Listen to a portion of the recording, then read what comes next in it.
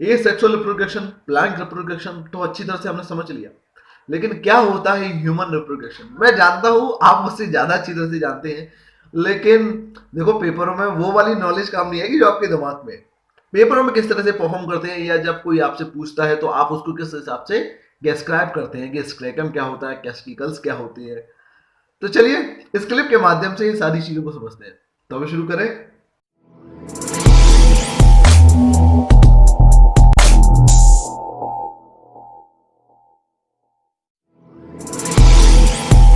सो hello everyone, myself Prashant की नाइ watching life science YouTube channel. अच्छा, अब जो बात आती है हमारे, देखो जो एक परंपरा होती है कि पहले ये खत्म किया तो अब ये आएगा। देखो क्रोनोलॉजी को समझ रहे हो आप, क्रोनोलॉजी को समझो। पहले प्लांट रिप्रोडक्शन समझा, अब प्लांट के बाद आता है ह्यूमन, तो अब ह्यूमन रिप्रोडक्शन को समझेंगे। इसके लिए मैंने एक चीज की है कि देखो मैं एक्सपेरिमेंट करता रहता हूँ। अब तक मैं को कभी कोचिंग में पढ़ाता था, फिर मैं जब फ्री होता था तो जो मेरा रूम सेटअप है मैं वहां पढ़ा देता हूँ। आवाज अच्छी तरह से आई आप तक पहुंच रही है, बात क्लियर है। देखिए, अब बगल में मेरी लैपटॉप की स्क्रीन सी चलेगी, वहां पर साइड में मैं आ जाऊंगा, तो मैं जो समझाना चाहूंगा वही आप अच्छी तरह से समझने की कोशिश करें, और बहुत अच्छी तरह से समझाऊंगा। मजे लेके पढ़ेंगे, बहुत अच्छी तरह से समझते चलेंगे। चलिए, तो चलिए सबसे पहले हम शुरुआत करते हैं मेल रिप्रोडक्टिव के बारे में। सबसे पहले जो आता है वो आता है प्यूबिक बॉन्ड। देखिए प्यूबिक बॉन्ड क्या होता है एग्जैक्टली इसको हम बोलते हैं जहन हड्डी। जी हाँ, ये एक्चुअली जो पेल्विस जो होता है, पेल्विस जिसे हम हिंदी में, मैं हिंदी और इंग्लिश दोनों में समझाता चलूंगा।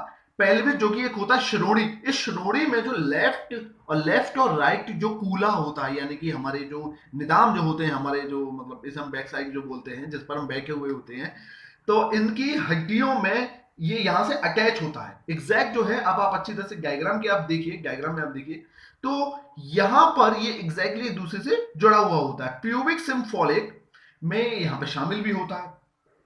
काफी सारे नाम, काफी सारे कीवर्ड। एग्जैक्ट मुझे ये डायग्राम काफी अच्छा लगा, क्योंकि काफी सारी किताबों में इस तरह के डायग्राम ही दे रखे हैं। अब भाई कहीं से भी इस तरह का कोई डायग्राम निकाल लो तो वहां पर बहुत सारे आपको नाम मिलेंगे, लेकिन जो कुछ कुछ इंपॉर्टेंट है वही यहाँ पर अच्छी तरह से मेंशन है, और उसी पे हम बात करते हैं।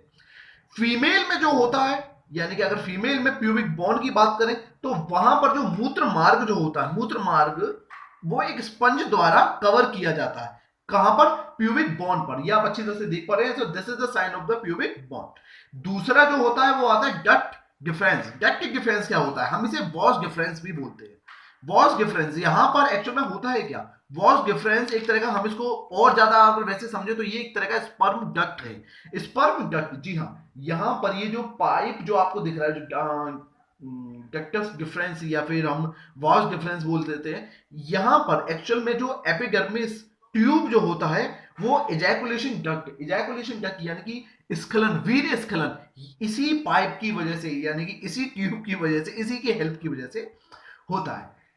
तीसरा जो आता है वो आता है पेनिस। भैया पेनिस के बारे में तो कुछ भी, बहुत कुछ है कहने को, बहुत कुछ है कहने को। देखा जाए तो यही होती है, मतलब ये नहीं तो कुछ भी नहीं। सब कुछ हो लेकिन आपके पास ये ना हो तो देखो हाँ प्रॉब्लम आ ही जाती है। तो हम पेनिस को इस तरह से बोल सकते हैं, टेस्टोस्टेरोन हार्मोन्स फाउंडर भी बोल सकते हैं हम इसको। जी हाँ। लेकिन इसके बारे में हम बहुत अच्छी तरह से बातें करेंगे।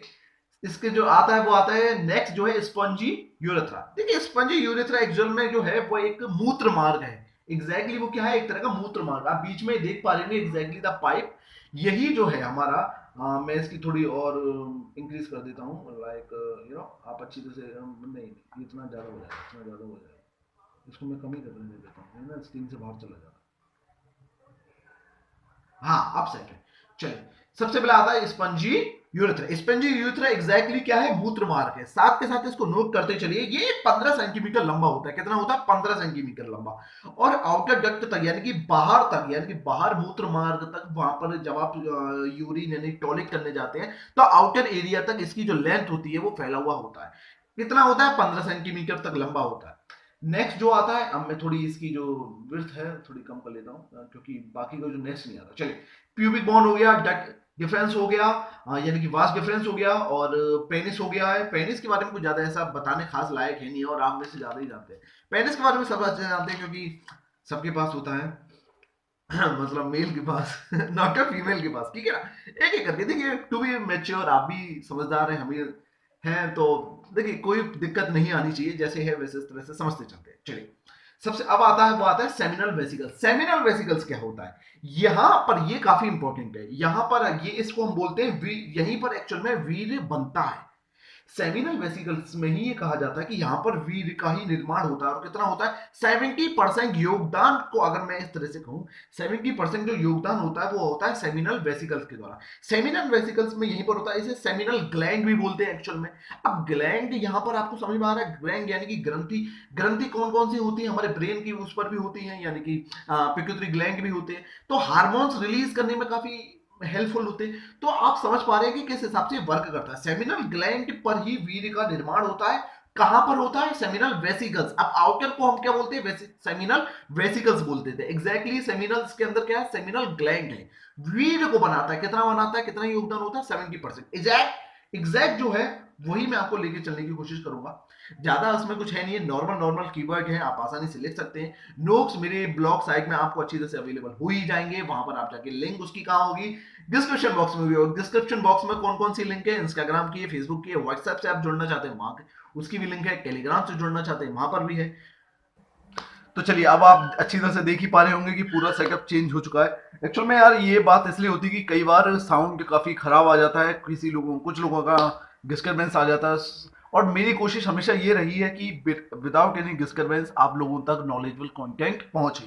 तो बदलाव आ चुका है, कपड़े भी चेंज हो चुके हैं, चेहरे के नए अवतार भी आ चुके हैं। चलिए इन सब चीजों को छोड़ते हैं और आगे बढ़ते हैं। अब जो आता है यहाँ पर अच्छी तरह से आप देख सकते हैं, वो है प्रोस्टेट ग्लैंड। यहाँ पर जो तीसरा जो आता है, ब्लैगर हो गया, सेमिनल वेसिकल्स हो गया, अब आता है prostate gland. Prostate gland actual में है क्या, ये ग्लैंड से आपको अच्छी तरह से पता चला है, एक तरह की ग्रंथि है। ग्रंथि देखिए मीन दिस, यहाँ पर जो मूत्राशय यानी कि जो मूत्राशय वाली जो नली थी और लिंग, इनके बीच में एग्जैक्टली एक अखरोट के यानी कि वॉलनट जैसे शेप में ये प्रेजेंट है। वहां पर अगर आप अच्छी तरह से देख पाए तो एक अखरोट की तरह आपको एक अंडाकार आपको दिखेगा। यहां पर एक्चुअल में ये एक तरह का लिक्विड जो रिलीज करते हैं इससे ये। अब आप यहां पे आप ध्यान से देखें तो ये किससे किससे जोड़ता हुआ जा रहा है, वो है गट डिफरेंस। गट डिफरेंस एग्जैक्टली है क्या, गट डिफरेंस में यहां पर आप देखें तो ये देखिए स्पर्म को यानी कि एपिडर्मिस टू इजैकुलेशन डक्ट तक ये वहां से लेके वहां तक उसको पहुंचाता है। अच्छा दूसरी एक और जो चीज है वो है सेमिनल वेसिकल्स। ये उससे अटैच दिख रहा है कि नहीं, सेमिनल वेसिकल्स कहां है, जहां पर स्पर्म बनता है, ठीक है ना, समझ स्पर्म बनता है, अच्छी तरह से बनता है। तो पोस्टेट ग्लैंड एक्चुअल में एक इस तरह का लिक्विड जो रिलीज करता है, उससे होता है ये कि स्पर्म का जो पोषण होता है, उसका जो न्यूट्रिशन होता है, उसकी न्यूट्रिशन वैल्यू जो होती है, और उसको सुरक्षा यानी कि जो कवर उसको प्रोवाइड करवाता है, उसको जो सेफ रखता है, वो कौन रखता है, किसकी वजह से होता है, प्रोस्टेट ग्लैंड की वजह से होता है। ठीक है ना, ये सारी चीजें किसकी वजह से होती है, प्रोस्टेट ग्लैंड की वजह से होती है, जो कि स्पर्म को पोषण और उसकी सुरक्षा साथ के साथ उसकी सुरक्षा करता है। ठीक है ना, सुरक्षा होती रहती है। अब जो नेक्स्ट आता है वो आता है एपिगेमिस। एपिगेमिस एग्जैक्टली क्या है, ये बहुत ही आसान है। स्टोर यानी स्पर्म को ये स्टोर करता है, स्पर्म को स्टोर करता है और फ्लो करने में भी हेल्प करता है। ठीक है ना भाई, आपके पास होगा तभी तो आप दे सकते हो। आपके पास अगर पैसे होंगे, आपकी जेब में पैसे होंगे, तभी तो आप किसी को दे सकते हो कि नहीं दे सकते हो। तो बहुत ही आसान है, इसमें कुछ ज्यादा 3 2 5 गणित लगाने की जरूरत नहीं है। एपिगेमिस क्या है, स्पर्म स्टोरेज है एंड देन फ्लो है। फिर आता है नेक्स्ट, अगर हम इसको बात करें स्क्रोटम। स्क्रोटम एक तरह की बाहर की एक लेयर है, अच्छी तरह से आप देख सकते हैं यहां पर लास्ट में जो दे रखा है स्क्रेटम स्क्रोटम, ये आउटर स्क्रीन है, यानी कि एक तरह की आउटर कवर लेयर है, स्किन जो अच्छी तरह से उसको कवर कर सकती है। और यहां पर हाँ, इसको भी कई बार बोला जाता है कि low term of the production of sperm. जी हाँ, low term to production of sperm. अब इन कीवर्ड के जो एग्जैक्टली जो वर्ड है जो आसानी से आप समझ सकते हैं, वही मैं आपको बता रहा हूं। अगर आपको समझ में आ जाता है कि देखो कौन स्टोर करता है कौन बनाता है, तो बेशक सी बात है ना, नीचे थ्योरी भी आ रही होगी तो आप उससे अपने नोट्स भी बना सकते हैं। मैं पूरी कोशिश करता हूं कि हाँ, आपको animation by pictures by theory and then by like completely understanding, कि आपको एक बार या एक भी बार रट्टा मारने की जरूरत ना पड़े, आपको एक ही बार में समझ में आ जाए। यही चीजें सारी की सारी किसके लिए, सिर्फ और सिर्फ आपके लिए। एंड देन एक और जो चीज आती है वो आती है टेस्टिस। देखो टेस्टिस के बारे में आप जानते ही हैं, लेकिन फिर भी चलो मैं बता देता हूं। एंड्रोजन, स्पर्म, एंड्रोजन, टेस्टोस्टेरोन, इसके लिए अगर आप कहोगे तो मैं, ये काफी अच्छे टॉपिक्स हैं। लेकिन ये तभी होगा जब आप समझना चाहेंगे, है ना यार। मतलब देखो काफी सारी रिस्पॉन्स अगर आएगा तभी मुझे अच्छा लगेगा। तो हाँ, कैस्कीज है, ये चीज किसकी होती है, नॉर्मल चीज नॉर्मल है, वो है मेल जर्म, या ना मेल गैमीट को एक तरह का प्रोड्यूस करती है। तो ये किसकी वजह से होता है, कैस्कीज की वजह से होता है। कैस्कीज ही तो हैं जो काफी हेल्प करते हैं, और मैं कुछ साइन भी आपके सामने कर रहा हूं तो उसे समझ जाओ, ठीक है। देखो यही छोटी छोटी चीजें हैं जिससे अंदर से हाँ की भावनाओं को समझो, समझ रहे हो ना आप भावनाओं को समझो, ठीक है। चलिए अब आगे बढ़ते हैं इसकी तरह से। देखिए मेल का तो पूरी तरह से हो ही गया है। एंड देन जो अब जो आता है, देखो स्क्रोटम हो गया, स्पॉन्जी यूरेक्रा हो गया, पेनिस हो गया, हाँ बहुत सुंदर, सेमिनल वेसिकल्स हो गया, ब्लैगर हो गया, प्रोस्टेट ग्लैंड हो गया, एपिडेमिस हो गया, कैस्कीज हो गया। अब जो नेक्स्ट आता है वो आता है हमारा ये मतलब खूबसूरत, very good very good very good, क्या यही है, okay. Fallopian tube, funnel ovaries, यानी कि अभी आता है फीमेल रिप्रोडक्टिव, जिसका कुछ मर्दों को, कुछ लोगों को तहे दिल से इंतजार था, अब वो घड़ी आ गई है। जी हाँ, वो घड़ी आ गई है। अब देखो मैं थोड़ा इसको जूम कर देता हूँ, है ना, मैं इसको थोड़ा जूम कर देता हूँ जिससे कि आपको और अच्छी तरह से समझ में आए। ठीक है, चलो भाई, बहुत सुंदर। सबसे पहला जो इसके अंदर है वो है फेलोपियन ट्यूब। फेलोपियन ट्यूब क्या होता है एग्जैक्टली, गर्भाशय और अंडा अंडाशय यानी कि ओवरीज, यानी कि एक्स ओवरीज तक ये अच्छी तरह से फैला हुआ होता है। यहाँ पर आप देखो एक एक करके बताया जा रहा, ठीक है ना। देखो यहाँ पर गर्भाशय यानी कि आप एक एक कीवर्ड को अच्छी तरह से जोड़ते चलो, कनेक्ट करते चलो, जिससे अच्छा तरह से समझ में आए। देखो गर्भाशय का क्या मतलब है, यहाँ पर ये रिप्रोडक्शन में भी ज्यादा से ज्यादा अहम भूमिका निभाता है, काफी मेन होता है किसमें, रिप्रोडक्शन में।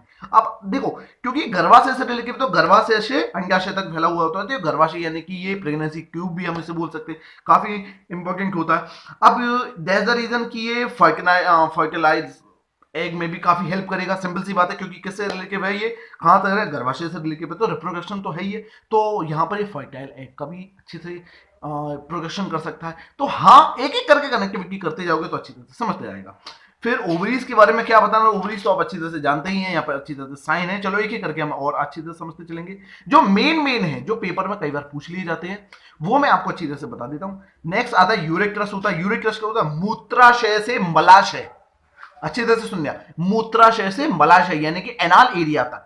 इसको अगर देखें, हाँ कभी काफी सारे जो पूछ रहे थे कि क्या ये एक दूसरे से, देखो कनेक्शन का मतलब इस तरह से होता है, काफी सारे लोगों को लोअर साइड में काफी इंजरीज होती है। मैं ज्यादा डीप में, ज्यादा एक अलग डिजीज में नहीं चाहता, मैं कोशिश ये करता हूं कि यार देखो अगर आप लोगों को कहोगे तो बेशक मैं बहुत अच्छी तरह एक्सप्लेन कर सकता हूँ डिजीज बारे में, तो मुझे भी मजा आएगा ना। इस तरह की नॉलेज आपको अच्छी तरह से होनी चाहिए। देखो यूरिक एसिड जो एग्जैक्टली जो होता है मूत्राशय से मलाशय तक होता है। और हाँ देखो कई बार क्या होता है कि लोग ये बोलते हैं कि क्या सिर्फ मेल ही वीर्य बनाते हैं, नहीं, फीमेल में भी वीर्य होता है। आप इस तरह से नॉर्मल वे में समझ सकते हैं।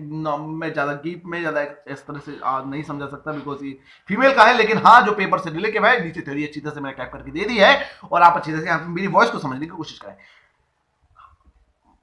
अब देखा जाए तो इसको इस तरह से समझो यार, मतलब एक्सएल से यहां पर फेलोपियन ट्यूब तक ये कर सकता है, बिकॉज फेलोपियन ट्यूब किससे रिलेटेड है, फिलिपिन ट्यूब कहां पर है, रिप्रोडक्शन में ज्यादा होता है, वहां पर गर्भाशय से आके होता है, गर्भाशय से वहां तक होता है। तो एक्स सेल किस रिलेटेड होगा, फेलोपियन ट्यूब से होगा। तो ये क्या करता है, ये जो स्पर्म है यानी कि अच्छी तरह से ट्रेवलिंग कर सकता है, यानी ट्रेवल करवाने में हेल्प करेगा कि नहीं करेगा, एक्स सेल से लेके मतलब एक्स सेल को ट्रेवलिंग करने में काफी आसानी होती है। किसका यूज होता है, फेलोपियन ट्यूब। फेलोपियन ट्यूब के बारे में मैंने अच्छी तरह से आपको बता दिया। एक बार जब ये बाहर निकल जाते हैं, जब ये जब ये बाहर निकल जाता है, यहां से ही एक्सेल बाहर निकल पाएगा, यानी कि जो फीमेल का जो गेमीट है, फीमेल का जो मेल का गेमीट, दोनों मिलकर जायगोट बनाते कि नहीं बनाते।